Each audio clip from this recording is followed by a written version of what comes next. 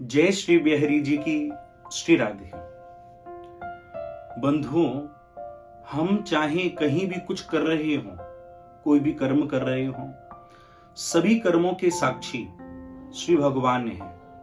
आप सभी जानते हैं, चाहे कोई भी आपको ना देख रहा हो, लेकिन भगवान की नजर व्यक्ति के ऊपर सदैव बनी रहती है। सबके साक्षी भगवान है।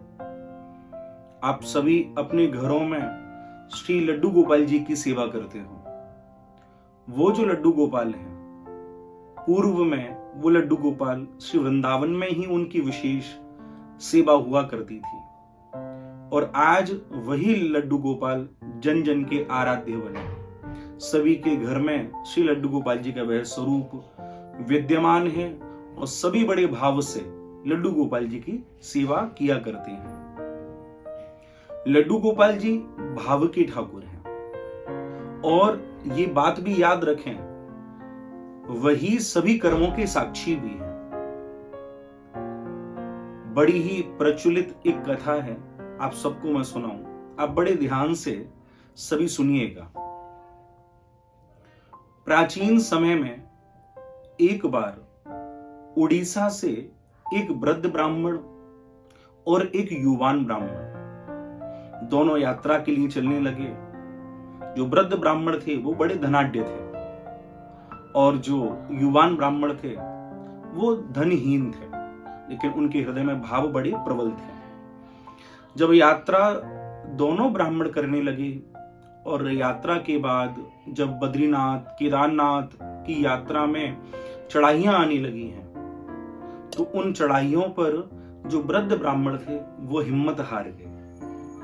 उन्हें लगा कि अब मुझ में ऐसी कोई सामर्थ्य नहीं कि मैं अब इस यात्रा को पूर्ण कर सकूं, अब मुझ में ताकत नहीं है। उस समय युवान ब्राह्मण ने उनका हौसला बांधा और कहा कि आप क्यों चिंता करते हो, मैं आपके संग हूं ना। और बड़े भाव के साथ वो सारे दर्शन उन्हें यात्रा में कराए।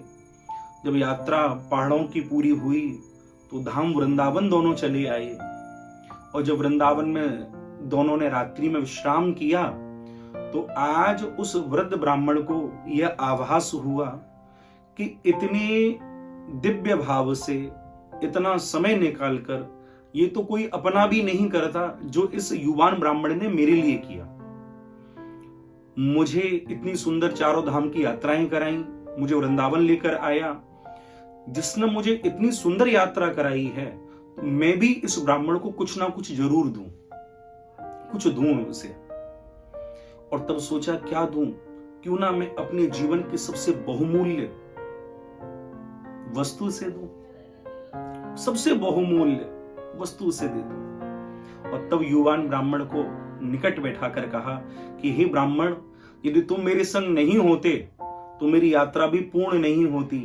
तुम्हारे संग को पाकर ही मेरी ये यात्रा पूर्ण हुई है, इसीलिए मैं चाहता हूं कि मैं अपनी बेटी का विवाह तुमसे करूं। युवान ब्राह्मण ने कहा कि अरे ब्राह्मण, आप ऐसे वचन मत लीजिए, क्योंकि आपकी सामर्थ्य के आगे मैं कुछ भी नहीं हूं। ना मैं आपके जैसा धनवान हूं, और ना ही मेरी समाज में ऐसी प्रतिष्ठा है, तो आप ये वचन वापस ले लीजिए। उस समय वो वृद्ध ब्राह्मण इतने भावुक हो गए और बोल पड़े, नहीं नहीं भैया, मैंने ये प्रण लिया है, मैंने ये निश्चय किया है कि यदि मैंने अपनी पुत्री का विवाह तुझसे नहीं किया तो मुझे चारों धाम की यात्रा का फल ही नहीं प्राप्त हो। चारों धाम की यात्रा का फल मुझे प्राप्त नहीं हो। यदि मैंने अपनी बेटी का विवाह नहीं किया तो यात्रा का फल ही मुझे ना मिले। और इस कर्म के साक्षी कोई और नहीं, वृंदावन में बैठे हुए गोपाल जी ही इस कर्म के साक्षी हैं, मेरी बातों के साक्षी हैं। इतना कह दिया भगवान के आगे। महाराज, युवान ब्राह्मण तो पहले ही मना कर रहा था, लेकिन आज युवान ब्राह्मण के आगे एक समस्या खड़ी हो गई कि यदि इसने अपनी बेटी का विवाह मुझसे नहीं किया तो इसे यात्रा का फल भी नहीं मिलेगा, और इसकी यात्रा का फल इसे मिलना चाहिए। तो युवान ब्राह्मण साथ में उनके उड़ीसा गया। जब वहां पहुंचा तो गांव के लोगों को बताया कि देखो ऐसे ऐसे इस वृद्ध ब्राह्मण ने मुझे वचन दिए हैं और यदि ऐसा ये ना करे तो इसे यात्रा का फल भी नहीं मिलेगा। महाराज वहां तो गांव के लोगों ने, समाज के लोगों ने उसे पकड़कर मारा और वहां जो वृद्ध ब्राह्मण था उसे कुछ भी पूर्व का स्मरण ना रहा, उसे कुछ याद ही नहीं रहा। लोगों को तो वहां ये लगा कि इस युवान ब्राह्मण ने धन के लोभ के कारण इसे धतूरा चखा दिया है, जिससे ये सब कुछ भूल चुका है और अपनी ही तरफ से झूठे वचन हम सब के सामने परोस कर इसकी बेटी से विवाह करके सारी संपत्ति का मालिक बनना चाहता है। तो मारा उसे। वो हाथ जोड़कर युवान ब्राह्मण कहने लगा कि भैया आप मुझे सब मारो मत, ऐसा नहीं है कि जिस समय इन ब्राह्मण ने मुझे वचन दिए थे वहां मैं अकेला था, वहां वृंदावन के लड्डू गोपाल भी मौजूद थे, वो भी मौजूद थे। तब महाराज गांव के लोग कहने लगे कि भैया अगर वो मौजूद थे तो उन लड्डू गोपाल को तू बुला कर ले आ, और यदि वो लड्डू गोपाल खुद आकर ये कह दें कि हाँ इस वृद्ध ब्राह्मण ने ये वचन दिए थे तो हम तेरा विवाह इनकी पुत्री से कराएंगे। महाराज सबसे समय लेकर वो वृंदावन चला आया और वृंदावन में आकर श्री लड्डू गोपाल जी के आगे अपनी सारी बातों को कहा। लड्डू गोपाल जी सब बातें सुनने लगे, लेकिन भगवान बोलते कहां हैं? तो भगवान कुछ बोले ही नहीं। एक दिन बीता, 2 दिन बीते, 3 दिन बीते, भगवान से रोज प्रार्थना करता, चलो मेरे साथ, चलो मेरे साथ, चलो मेरे साथ। भगवान भी परेशान हो गए कि ये भी कैसा भक्त है जो थम गया अपनी बात पर, जो अपनी बात पर हट करके बैठा है। भगवान भी हंसने लगे और सोचने लगे ये भी कैसा भक्त है जो अपनी बात पर ही ठहर गया है, हट कर बैठा है। तो भगवान मंदिर से ही बोल पड़े, अरे पागल, तू 3 दिन से यहां पड़ा हुआ है, एक बात बता, भगवान भी कभी चलते हैं क्या? जैसे ही उसने ये बात सुनी तुरंत भगवान के आगे बोल पड़ा कि भैया भगवान जैसे चलते नहीं हैं वैसे ही भगवान बोलते भी नहीं हैं, और जो भगवान बोल सकता है तो वो चल भी सकता है। अब आपको चलना ही पड़ेगा, आपको चलना ही पड़ेगा। महाराज अब यहां भगवान चलने को तैयार हो गए। भगवान पूछने लगे कहां ले जाएगा मुझे? बोला उड़ीसा ले जाऊंगा। भगवान ने उड़ीसा का नाम सुनते ही भगवान फिर उदास हो गए, भैया तू ऐसी जगह ले जाएगा वहां तो चावलों को खाकर लोग गुजारा करते हैं, मैं नहीं जाऊंगा वहां पर। मैं ब्रज का ठाकुर हूं, मैं तो ब्रज में खूब लड्डू, पेड़ा, सोन पपड़ी, बालूशाही, चंद्रकला, मौन थार, मेवा वाटी, ये सब खाता हूं। वहां में चावलों से मेरा गुजारा नहीं होगा, मैं नहीं जाऊंगा। तब उस युवान ब्राह्मण ने कहा कि प्रभु यदि तुमने मेरा काम करा दिया, वहां चलकर गवाही दे दी, तो मैं तुम्हें वचन देता हूं वहां भी तुम्हें ऐसे ही भोग लगाए जाएंगे, मैं तुम्हें वचन दे रहा हूं। भगवान ने कहा ठीक है भैया, वहां ले जाकर तू खिलाएगा, ये वचन दे रहा है, लेकिन अभी तेरे पास कुछ है खिलाने के लिए? क्योंकि भूखा तो मुझ पर चला नहीं जाता भूखा तो मुझ पर चला नहीं जाता, अब कुछ है तेरे पास? वो युवान ब्राह्मण कहने लगा मुझ पर कहां कुछ, मैं कहां से आपको कुछ खिलाऊं?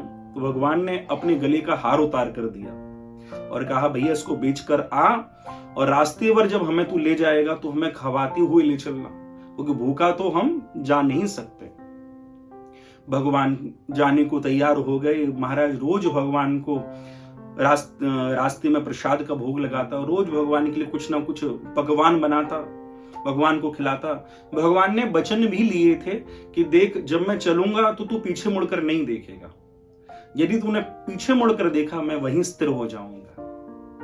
तो महाराज वो युवान ब्राह्मण भगवान को ले गया और धीरे धीरे वो चलता है, पीछे पीछे भगवान चलते हैं। जैसे ही वहां उड़ीसा में पहुंचे हैं और उसका जो गांव था उससे लगभग 20 किलोमीटर पहले भगवान के पीछे चलने की जो आवाज थी वो आना बंद हो गई, क्योंकि जिस नदी के किनारे चलने लगे, नदी में दलदल के कारण वो नूपुरों की आवाज वहीं रुक जाती थी, नूपुरों की आवाज उसके कानों तक नहीं पहुंच पा रही थी। तब उसने पीछे मुड़कर देखा तो वहीं भगवान स्थिर हो गए, वहीं भगवान ठहर गए। अब तो भगवान को खूब महाराज उठाने लगा, लेकिन ब्रज के ठाकुर हैं, खाए पिए हैं, इन्हें कोई ऐसे ही थोड़ी ना उठा कर ले जा सकता है। तो महाराज अब भगवान से कहे कि यहां तक तुम आए और सारी मेहनत बेकार हो गई, तुम तो यहीं ठहर गए। अरे आपको आगे चलना है, गवाही तो आपको ही देनी है, क्यों नहीं चल रहे हो आगे? भगवान कहने लगे, चौरे एक बात बता, तेरे गांव वाले इतनी लाड़साव हैं, जो हम वृंदावन से इतनी दूर चले आए वो अपने गांव से यहां नहीं आ सके। ये बात तो सुनते ही बोला, प्रभु आप भी बड़े नटखट हो। भगवान के लिए अब हम कहीं नहीं जाएंगे, बुला ला अपने गांव वाले ने। तो सबको बुलाने के लिए वो गया और कहने लगा कि भैया जिसने ये सब कुछ देखा था वो लड्डू गोपाल मेरे संग ही आए हैं, आप सब लोग उनका दर्शन करो। तब सब निकट आए, जैसे ही सब वहां मौजूद हुए तुरंत हमारे लड्डू गोपाल बोल पड़े हैं, अरे भैया मैं साक्षी हूं उस बात का कि इस वृद्ध ब्राह्मण ने ये वचन दिए थे कि मैं अपनी बेटी का विवाह यदि इस युवान ब्राह्मण से ना करूं तो मुझे धाम की यात्राओं का फल प्राप्त नहीं हो। ये वचन मेरी आंखों के सामने दिए। और जब स्वयं भगवान जहां बोल पड़े हों, अब किस गवाह की आवश्यकता है? जब भगवान ही बोल पड़े हों, उसी क्षण उस युवान ब्राह्मण का विवाह उस कन्या से हुआ और वहीं भगवान का भव्य मंदिर बनवाया गया। और जब पुरुषोत्तम नाम के राजा उड़ीसा में हुए तब वही राजा उन्हें और निकट ले आए। आज जब जगन्नाथपुरी का दर्शन करने जाते हो तो वहां से लगभग 50 किलोमीटर दूरी पर एक मंदिर है साक्षी गोपाल जी का।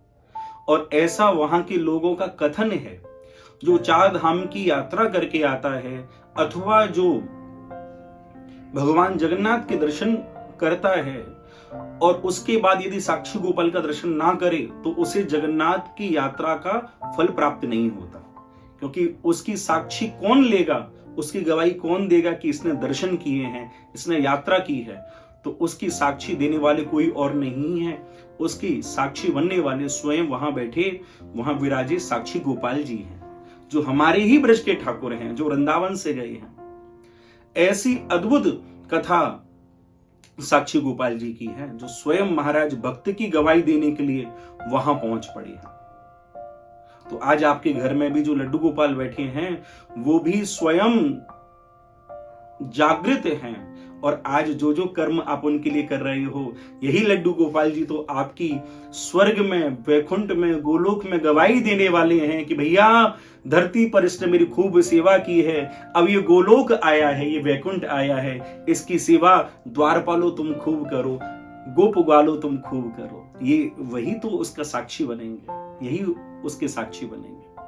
तो आप सबको ये कथा कैसी लगी है जरा मुझे बताइए मैसेज के माध्यम से, और आप सभी इस वीडियो को अधिक से अधिक शेयर कीजिए और अंत में दोनों हाथ उठाकर मेरे साथ कहिए, श्री राधे श्री राधे श्री राधे।